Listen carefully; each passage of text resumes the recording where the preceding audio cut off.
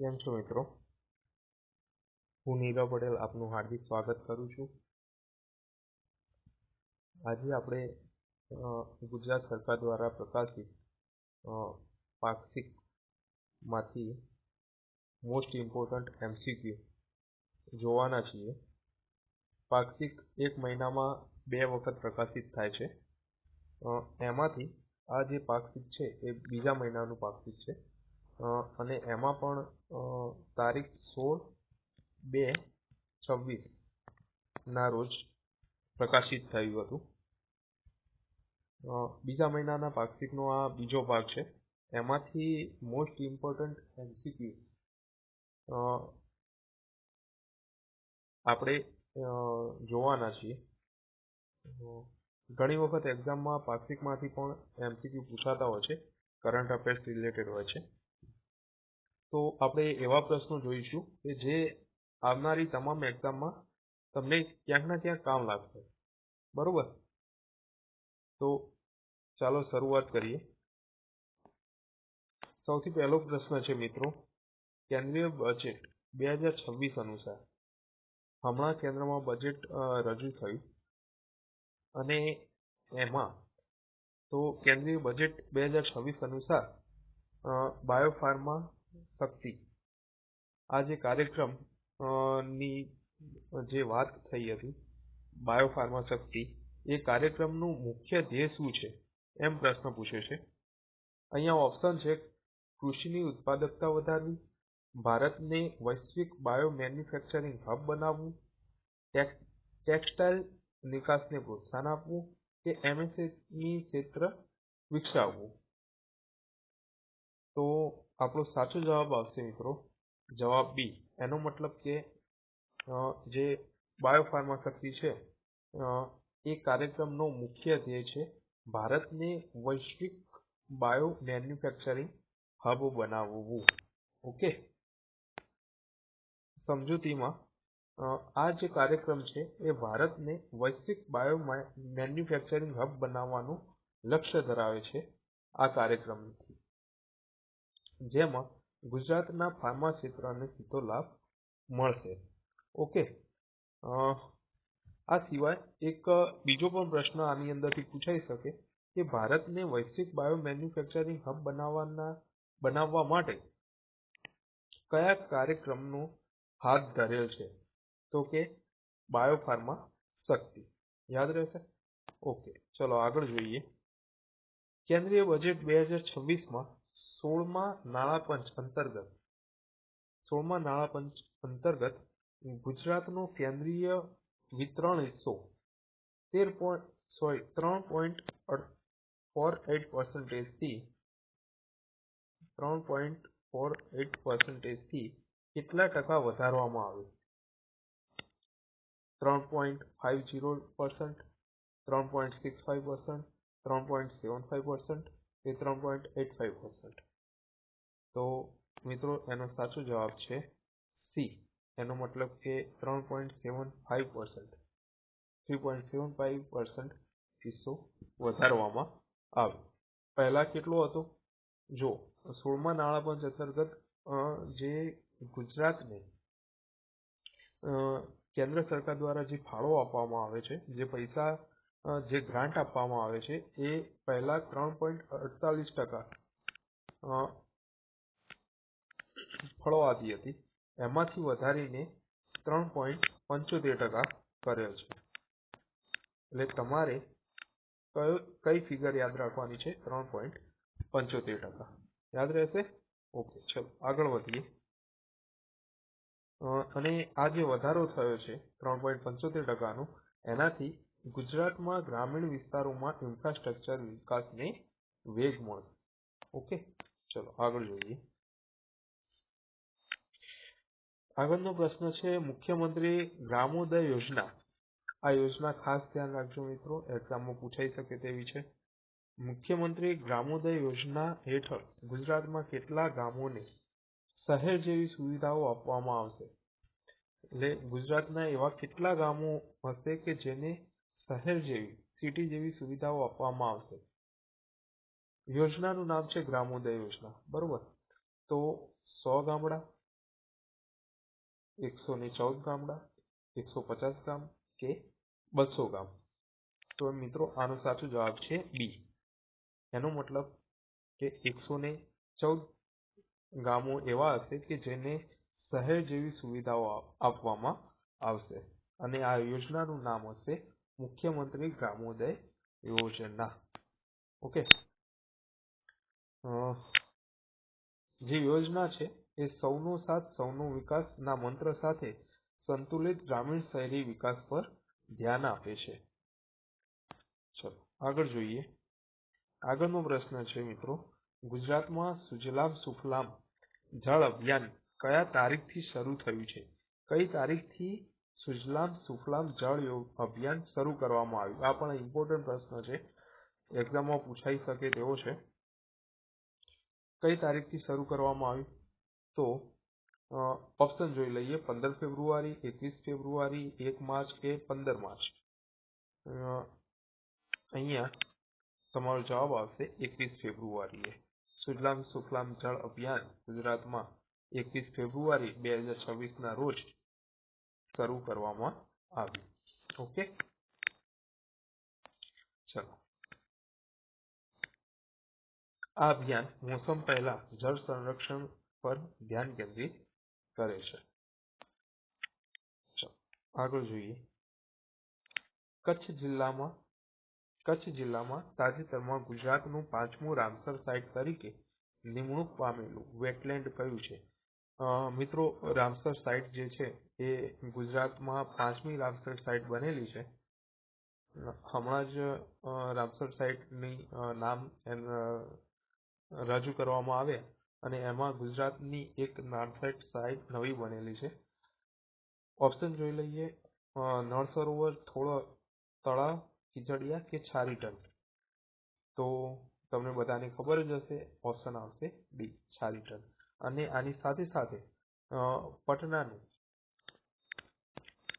પણ એક Ramsar site તરીકે નિમણૂક પામેલું વેટલેન્ડ છે. એક ગુજરાતનું છારીટન અને બિહારનું પટના. ઓકે, ચલો. આ ખારા પાણીનું વેટલેન્ડ પ્રવાસી પક્ષીઓ અને જૈવ વિવિધતા માટે મહત્વપૂર્ણ છે.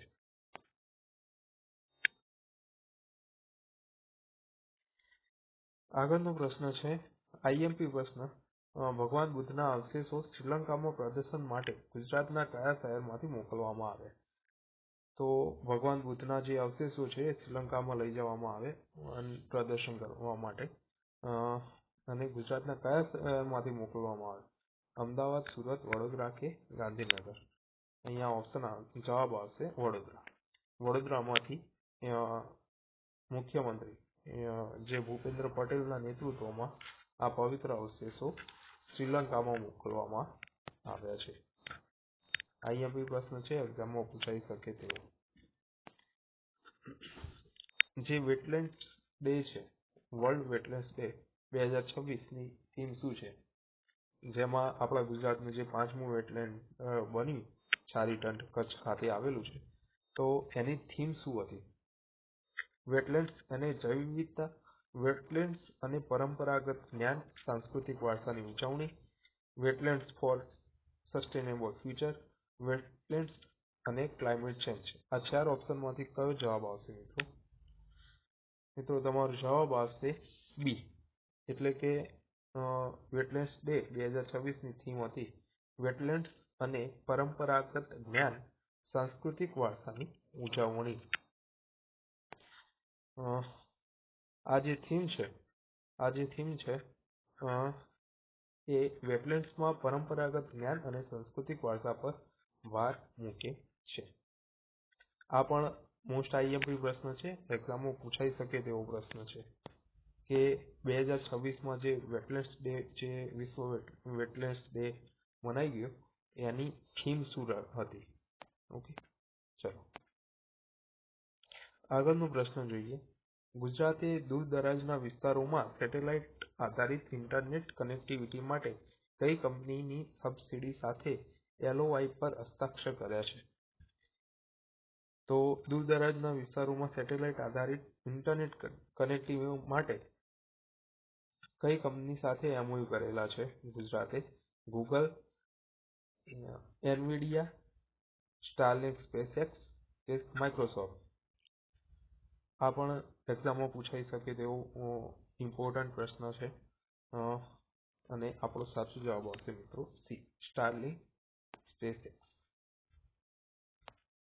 આ એલઓઆઈ નર્મદા અને દાહોદ જેવા આદિવાસી જિલ્લાઓમાં સીમલેસ કનેક્ટિવિટી માટે છે.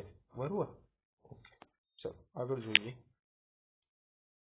નરસિંહ મહેતા સરોવરના સૌંદર્યકરણ સહિત 26 વિકાસ કાર્યો માટે 215 કરોડ કયા જિલ્લામાં ફાળવવામાં આવ્યા?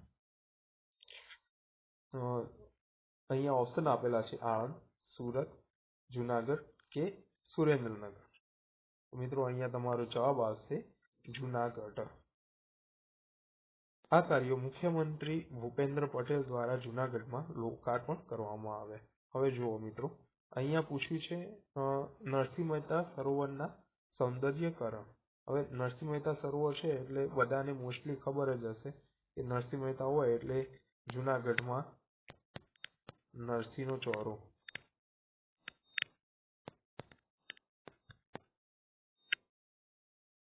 આ તો યાદ જ હશે, બરોબર. એના ઉપરથી પણ તમે યાદ રાખી શકો છો. ઓકે, તો અહીંયા આન્સર આવશે સી, જુનાગઢ. આગળનો પ્રશ્ન જોઈએ. વડાપ્રધાન મોદી દ્વારા શરૂ કરાયેલા પરીક્ષા પે ચર્ચા કાર્યક્રમની 2026માં કઈ આવૃત્તિ હતી? હવે આપણા જે પીએમ છે નરેન્દ્ર મોદી, એમને એક કાર્યક્રમ શરૂ કર્યો હતો પરીક્ષા પે ચર્ચા. જેમ ચાય પે ચર્ચા હોય છે એવી જ રીતે પરીક્ષા પે ચર્ચા હોય છે. અને એમાં જે આપણા પીએમ હોય, આપણા રાજ્યની અંદર જે સીએમ હોય અને દેશમાં જે પીએમ હોય છે એ અમુક જે સ્કૂલોના છોકરાઓ હોય છે એમની સાથે સીધી રૂબરૂમાં વાતો કરે છે, ચર્ચા કરે છે અને પરીક્ષા રિલેટેડ એ જે માહિતી હોય એ જાણે છે. એમના કોઈ પ્રશ્નો હોય તો સાંભળે છે ને એમનો જવાબ આપે છે. બરોબર. તો આ કાર્યક્રમની કઈ આવૃત્તિ હતી 2026ની અંદર? આ કેટલામો કાર્યક્રમ મનાઈ ગયો? ઓપ્શન છે 7મી, 8મી, 9મી કે 10મી. તો મિત્રો અહીંયા સાચો જવાબ આવશે સી, એનો મતલબ કે 9મી આવૃત્તિ હતી. તો આપણા જે ગાંધીનગરની અંદર મુખ્યમંત્રી જે ભૂપેન્દ્ર પટેલ છે એમને વિદ્યાર્થીઓ સાથે અને 9મી આવૃત્તિમાં વાતચીત કરી. બરોબર. ઓકે. ગુજરાતમાં કઈ યોજના હેઠળ 114 તાલુકા મુખ્યાલય ગામોને શહેર જેવી સુવિધાઓ આપવામાં આવશે? જો મિત્રો, આ પહેલા પણ આપણે એ પ્રશ્ન જોઈ ગયા છીએ અને એમાં મેં કહ્યું હતું કે એ યોજના યાદ રાખવાની છે, એ પણ એક્ઝામમાં પૂછાઈ શકે તેવી છે. તો અહીંયા ઓપ્શનમાં છે સુજલામ સુફલામ, મુખ્યમંત્રી ગ્રામોદય યોજના, સ્વર્ણિમ જયંતિ શહેરી વિકાસ યોજના કે પીએમ કિસાન યોજના.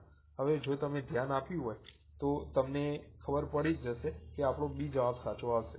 બરોબર. તો મુખ્યમંત્રી ગ્રામોદય યોજના અંતર્ગત ગુજરાતમાં 114 એવા તાલુકા મુખ્યાલય ગામો છે કે એ ગામને શહેરી સુવિધાઓ એટલે કે સિટી જેવી સુવિધાઓ આપવામાં આવશે. અહીંયા 114 તાલુકાની ફિગર પણ યાદ રાખવાની છે અને એ જે યોજના છે મુખ્યમંત્રી ગ્રામોદય યોજના એ પણ યાદ રાખવાની છે. ઓકે. હવે આ એક બીજો પ્રશ્ન પણ અહીંયાથી પૂછાઈ શકે તેવો છે કે આ જે યોજના છે મુખ્યમંત્રી ગ્રામોદય યોજના કે જેની અંતર્ગત 114 જે ગામો છે એમને સિટી જેવી સુવિધા આપવાની છે, એની શરૂઆત ક્યાંથી થઈ? તો રાજ્યની અંદર એની શરૂઆત થઈ છે આણંદના ભદ્રાણ ગામથી. ઓકે, આ ખાસ યાદ રાખવાનું છે, પૂછાઈ શકે તેવું છે. બરોબર. આણંદના ભદ્રાણ ગામથી મુખ્યમંત્રી ગ્રામોદય યોજનાની શરૂઆત થઈ છે. ઓકે, ચલો આગળનો પ્રશ્ન છે નવસારી જિલ્લાના કમલસાડમાંથી કયા ફળને જીઆઈ ટેગ મળ્યો છે? ફરીથી આઈએમપી પ્રશ્ન આવ્યો છે મિત્રો કે નવસારી જિલ્લાનું જે અમલસાડ છે એ અમલસાડમાંથી કયા ફળને જીઆઈ ટેગ આપવામાં આવ્યો હમણાં? આમ એટલે કે કેરી, સપોટા એટલે ચીકુ, ચીકુની એક જાત છે સપોટા, કેળું કે પપૈયું? તો અહીંયા તમારો સાચો જવાબ આવશે સપોટા ચીકુ. બરોબર. તો અમલસાડ ચીકુ અને તેના સ્વાદ માટે, ગુણવત્તા માટે જાણીતું છે, જેનું વાવેતર 1924 થી 25 સુધી શરૂ થયું. એટલે મતલબ 1924-25 થી એનું વાવેતર ત્યાં થાય છે. એ ચીકુ છે અને એ ચીકુને જીઆઈ ટેગ આપવામાં આવ્યો છે. અને ક્યાંનું છે? તો કે નવસારી, આપણા ગુજરાતનો નવસારી જિલ્લો અને નવસારી જિલ્લાનું અમલસાડ ગામ. યાદ રહેશે? ઓકે, ચલો આગળ જોઈએ. તો કે ફેબ્રુઆરી 2026 સુધીમાં ભારતના કેટલા રામસર સાઇટ છે? હવે આ રામસર સાઇટ હમણાંથી થોડો લાઇમલાઇટમાં પ્રશ્ન છે, કેમ કે આપણા ગુજરાતનું જે છારીટન છે એમને 5મા નંબરની, ગુજરાતની 5મા નંબરની રામસર સાઇટ જાહેર કરી છે. પરંતુ ભારતમાં 2026 સુધીમાં કેટલા રામસર સાઇટો થઈ ગયા છે? 75, 82, 88 કે 55? તો અહીંયા તમારો સાચો જવાબ આવશે સી. તાજેતરમાં ગુજરાતનું છારીટંટ અને ઉત્તર પ્રદેશના પટનામાં બર્ડ સેન્ચ્યુરીઝનો સમાવેશ કરવામાં આવ્યો છે. ઓકે, ફેબ્રુઆરી 2026માં આ બે જે વિસ્તાર છે એને રામસર સાઇટનો દરજ્જો આપવામાં આવ્યો છે. અને ટોટલ 88 રામસર સાઇટો હવે ભારતની પૂરી થઈ છે. ચાલો આગળ જોઈએ. સરપંચો માટે ગ્રામ શક્તિ તાલીમ કાર્યક્રમ કઈ વિધાનસભામાં શરૂ કરાયો? હવે આ પ્રશ્ન બહુ જ ઇઝી છે, બધાને ખબર જ હશે. ગુજરાતની એક્ઝામ છે અને પ્રશ્ન પૂછાયો છે તો વિધાનસભા પણ ગુજરાતની જ હોવાની છે. દિલ્હી વિધાનસભા, ગુજરાત, મહારાષ્ટ્ર કે રાજસ્થાન? તો અહીંયા જવાબ સાચો જ આવશે, બધાનો સાચો જ જવાબ આવશે કે ગુજરાત વિધાનસભા. પરંતુ અહીંયાથી એક બીજો પ્રશ્ન પૂછાઈ શકે તેવો છે. કયો છે? તો કે જે સરપંચો માટે જે તાલીમ કાર્યક્રમ છે એ તાલીમ કાર્યક્રમનું નામ શું છે? તો કે ગ્રામ શક્તિ. બરોબર, અહીંયાથી આ પ્રશ્ન પૂછાઈ શકે. ઓકે, આ ગુજરાત વિધાનસભાની અંદર એ શરૂ કરવામાં આવ્યો એ તો બધાને ખબર હશે, પરંતુ એક્ઝામમાં એ રીતે પ્રશ્ન પૂછાય કે ગુજરાત વિધાનસભામાં સરપંચો માટે તાલીમ કાર્યક્રમ માટે મતલબ કયો કાર્યક્રમ ચાલુ કરવામાં આવ્યો? ગુજરાત વિધાનસભામાં સરપંચોની તાલીમ માટે કયો કાર્યક્રમ ચાલુ કરવામાં આવ્યો? તો કે ગ્રામ શક્તિ. આ ગ્રામ શક્તિ તમારે ખાસ યાદ રાખવાનું છે મિત્રો. ઓકે, ચલો. આ કાર્યક્રમ સરપંચોને પારદર્શક ગ્રામીણ વિકાસ માટે સશક્ત બનાવવા માટેનો છે. આગળ જોઈએ.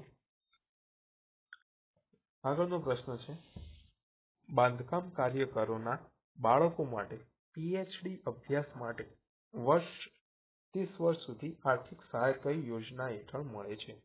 જે બાંધકામ કાર્યકરો છે એમના બાળકોની પીએચડીના અભ્યાસ માટે 30 વર્ષ સુધીની આર્થિક સહાય કઈ યોજના માટે મળશે? ઓપ્શન આપ્યા છે પીએમ કિસાન યોજના, આયુષ્યમાન ભારત યોજના, બાંધકામ કાર્યકરોના બાળકોની પીએચડી યોજના કે મુખ્યમંત્રી ગ્રામોદય યોજના. હવે જુઓ, ઓપ્શનમાંથી આપણને ખબર પડી જાય એવું છે. હવે પીએમ કિસાન યોજના તો આવશે જ નહીં, કેમ કે ખેડૂતો સાથે સંકળાયેલી છે. આયુષ્યમાન ભારત યોજના પણ નહીં આવે, આ તો આરોગ્ય સાથે સંકળાયેલી છે, જેમાં 10 લાખ રૂપિયા આપે છે. 10 લાખ રૂપિયાનું વીમા કવચ આપે છે ગવર્મેન્ટ.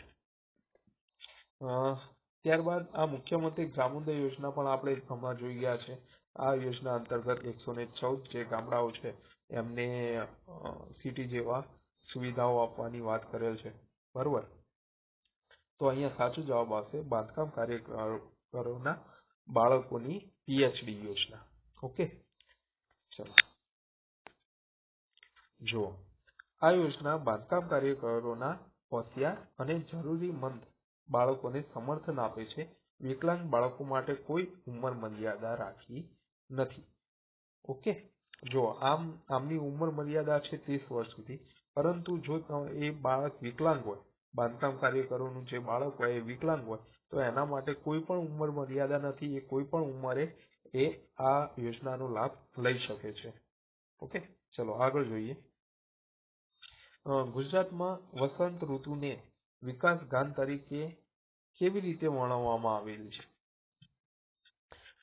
તો વસંત ઋતુને વિકાસ ગાન તરીકે પ્રકૃતિના ખેલવા સાથે વિકાસની તાજગી, માત્ર ફૂલોના ઉત્સવ તરીકે, શિયાળાની ઋતુ તરીકે કે વરસાદની ઋતુ તરીકે મનાવવામાં આવે છે? તો અહીંયા તમારો સાચો જવાબ આવશે મિત્રો એ.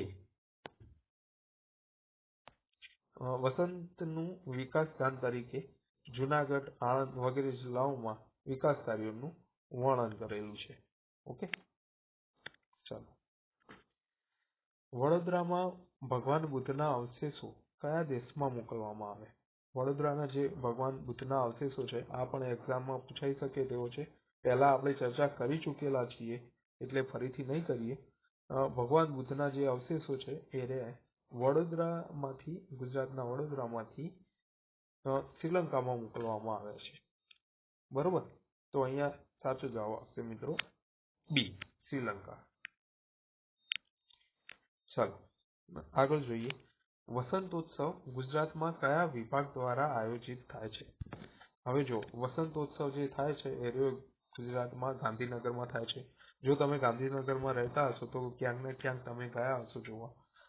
જે સાંસ્કૃતિક કુંજ છે, સાંસ્કૃતિક કુંજ, ત્યાં વસંતોત્સવ મનાવવામાં આવે છે. 10 દિવસનો પ્રોગ્રામ હોય છે વસંતોત્સવ. અલગ અલગ જે દેશો છે એ દેશો પોતપોતાના ફોક ડાન્સ લઈને આવે છે અને રોજ 10 દિવસ સુધી અલગ અલગ કાર્યક્રમોનું આયોજન કરેલું હોય છે વસંતોત્સવમાં. તો આ જે વસંતોત્સવ છે એ ગુજરાતમાં કયા વિભાગ દ્વારા આયોજિત કરવામાં આવે છે? રમતગમત, યુવા અને સાંસ્કૃતિક પ્રવૃત્તિઓનો વિભાગ, પ્રવાસન વિભાગ, શિક્ષણ વિભાગ કે આરોગ્ય વિભાગ? તો આનો સાચો જવાબ આવશે મિત્રો એ, રમતગમત, યુવા અને સાંસ્કૃતિક પ્રવૃત્તિનો વિભાગ. ઓકે, તો રમતગમત, યુવા અને સાંસ્કૃતિક પ્રવૃત્તિઓનો વિભાગ દ્વારા આજે વસંતોત્સવનું આયોજન કરવામાં આવે છે. તો આ સાથે આપણે ઘણા બધા MCQ પ્રશ્નો જોયા. એમાંથી ઘણા પ્રશ્નો એવા હતા કે જે ખરેખર એક્ઝામમાં પૂછાઈ શકે તેવા છે અને એ યાદ રાખજો મિત્રો, એક્ઝામમાં ક્યાંક ને ક્યાંક પૂછાશે. બરોબર, તો આ સાથે આપણે અહીંયાનો વિડીયો પૂરો કરીએ છીએ. જય ભારત, જય હિન્દ.